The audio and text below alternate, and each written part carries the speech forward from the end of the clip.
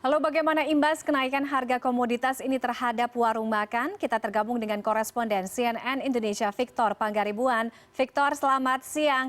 Victor, pantauan di lapangan bagaimana para pedagang rumah makan menyiasati kenaikan harga bahan pangan yang mengalami kenaikan beberapa waktu terakhir. Kemudian bagaimana kemudian mereka menyiasatinya, bagaimana dengan penjualan, ya, apakah berdampak cukup signifikan menurun atau seperti apa? Ya, selamat siang Tiffany. Saat ini saya berada di warung soto yang ada di Cawang, Jakarta Timur ya. Anda dapat lihat nih ya menu yang sedang saya makan ini Tiffany, ini adalah soto Betawi. Saya pilih soto Betawi campur, ada dagingnya, ada babatnya.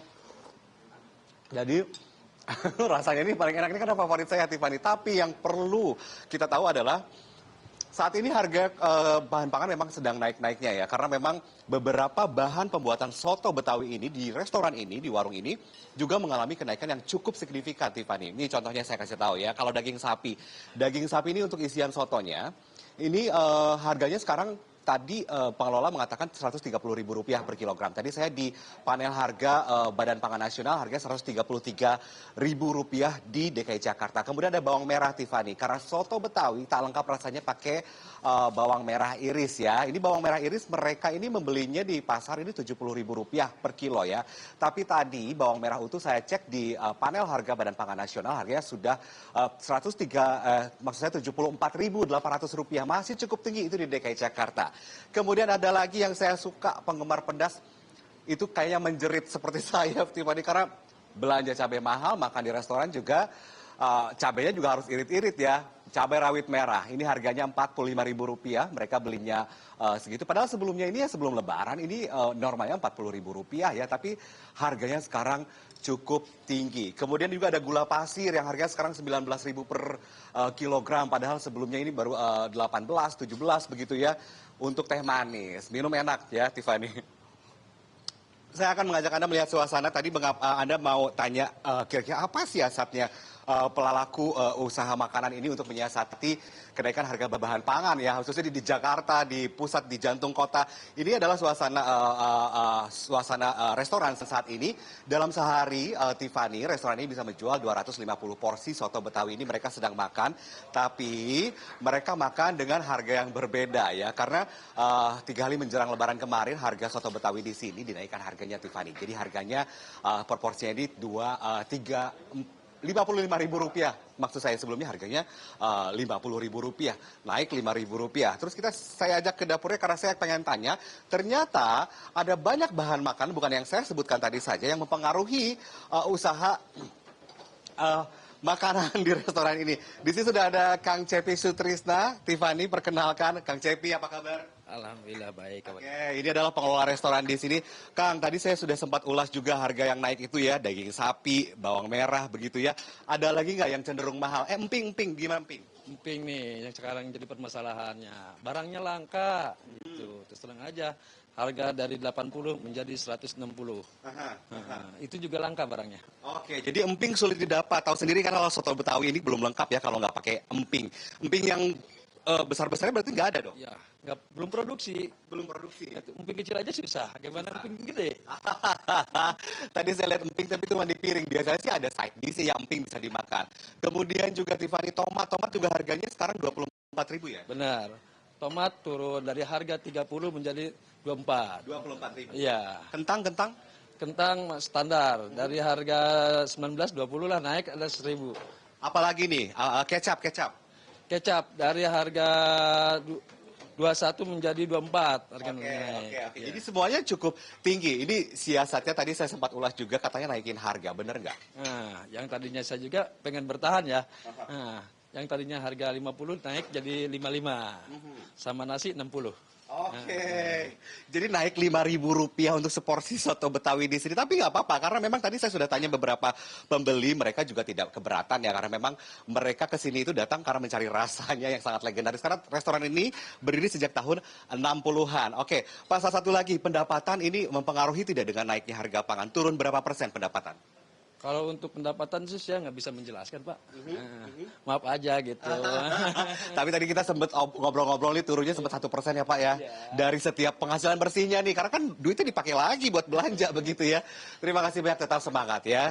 Semoga harga-harga bahan pangan cepat turun ya Pak ya. Saya ingin mengulas sedikit saja Tiffany tadi tomat ya. Tomat ini harganya sekarang Rp24.000 padahal normalnya Tiffany tahu nggak harganya Rp12.000 per kilogram. Ini tomat dalam kondisi normal. Nah, ini Badan Pangan Nasional pernah bicara ya beberapa atau sepekan kemarin di hari Jumat pekan kemarin bahwa tomat ini salah satu yang harga eceran tertingginya sulit untuk diset atau diatur Tiffany karena bukan merupakan bahan kebutuhan pokok sembako, bukan bagi sembako. Jadi yang bukan sembako ini yang sulit harga eceran tertingginya ditetapkan begitu ya. Kemudian juga saya sempat mengobrol singkat pedagang pasar Indonesia mengatakan bahwa kenapa sih harga bawang merah, kebutuhan sayuran, bahan pangan ini cukup tinggi Tiffany, ini karena memang Ikatan Pedagang Pasar Indonesia juga mengatakan bahwa saat ini produksi di sektor pertanian bahan-bahan tersebut juga sedang mengalami banyak gagal panen. Saya mau bacakan sedikit ya informasi dari Ikatan Pedagang Pasar Indonesia mengatakan bahwa sebelum Idul Fitri atau Lebaran kemarin saja karena musim hujan atau curah hujan cukup tinggi, beberapa petani bawang merah ini mengalami gagal panen. Seperti yang paling banyak di Jawa Tengah ya, ada Demak, ada Brebes juga, kemudian ada Pati. Nah, Demak, Pati, dan Brebes ini adalah yang daerah yang memegang kontribusi besar terhadap suplai bawang merah di DKI Jakarta. Ini keterangan dari Ikatan Pedagang Pasar Indonesia. Begitu. Ini artinya ketika di hulunya, di Jawa Tengah, di daerah sana ternyata dari petani bawang merahnya cukup sulit dan gagal panen, maka akan berimbas pada keberadaan bawang merah di Jakarta. Kemudian tingginya permintaan membuat harganya semakin naik, Tiffany. Lalu apa sih yang harus dilakukan? Ikatan Pedagang Pasar Indonesia atau IKAPI ini menjelaskan kepada saya langsung, Tiffany, kalau memang seharusnya pemerintah terus atau harus segera bergegas menormalisasi atau menormalkan harga-harga kebutuhan pangan karena ini cukup berdampak besar bagi kehidupan masyarakat besar. Bukan hanya konsumen seperti kita saja, Tiffany, tapi pelaku usaha juga. Salah satu yang harus dilakukan adalah percepatan distribusi bahan-bahan kebutuhan makanan.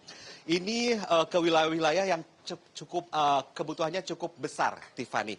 Karena memang di Jakarta ini kan kebutuhannya cukup besar. Tapi memang bukan Jakarta saja. Tadi saya cek bahan pangan juga mahal. Daging sapi di Papua Tengah, Tiffany, harganya bisa mencapai Rp200.000 per kilogram. Di sini Rp133.000. Ini berarti semua masif, semua ternyata mengalami hal serupa begitu.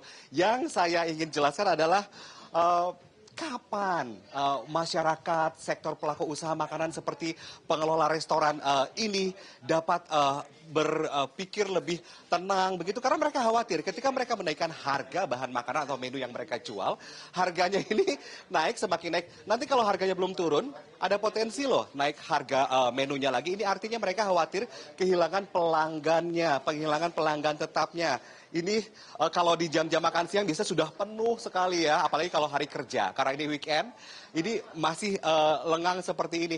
Ini yang harus diperhatikan oleh pemerintah bahwa kenaikan harga pangan bukan hanya menampar roda ekonomi bagi konsumen atau sektor keluarga di masyarakat saja, tetapi pelaku usaha makanan juga memiliki sesuatu beban begitu, karena mereka harus berpikir putar otak bagaimana caranya ketika berbelanja bahan baku atau pembuatan makanan seperti soto Betawi tadi mahal semua, Tiffany, sampai tomatnya aja itu mahal. Ini artinya mereka harus putar otak, naikin harga sudah, 3 hari sebelum Lebaran naikin harga Rp5.000 sudah. Kemudian nanti kalau misalnya harga nggak turun-turun, apa yang mereka lakukan? Apakah mereka mau mengurangi porsi makanan? Tidak juga. Tadi saya bicara dengan pengelola restoran bahwa memperkecil atau mengurangi porsi makanan itu adalah resikonya lebih besar dibandingkan menaikkan harga. Karena ini menyangkut kepuasan pelanggan, Tiffany. Ini artinya secara tidak langsung kenaikan harga pangan di Indonesia atau bahkan terutama di Jakarta ini akan mempengaruhi sektor usaha pelaku usaha makanan di DKI Jakarta. Ini artinya pemerintah harus bergegas ya. Buat kita-kita, Tiffany, mungkin akan lebih mengencangkan ikat pinggang karena seperti saya yang suka sambal, mungkin saya akan mengurangi ya. Kalau biasanya saya 1-2 kilogram sambal dalam 1 bulan, cabai rawit saya menghabiskan segitu, mungkin saya harus mengurangi karena memang wow, harganya cukup tinggi, Tiffany. Baik, bagaimanapun Victor, perut harus tetap terisi, kebutuhan dapur juga harus tetap ngebul ya, diisi juga, dan masyarakat dituntut sekarang untuk punya strategi untuk menyiasati kenaikan harga bahan pangan saat ini. Terima kasih Victor Pangaribuan atas laporan Anda. Selamat siang, selamat kembali bertugas.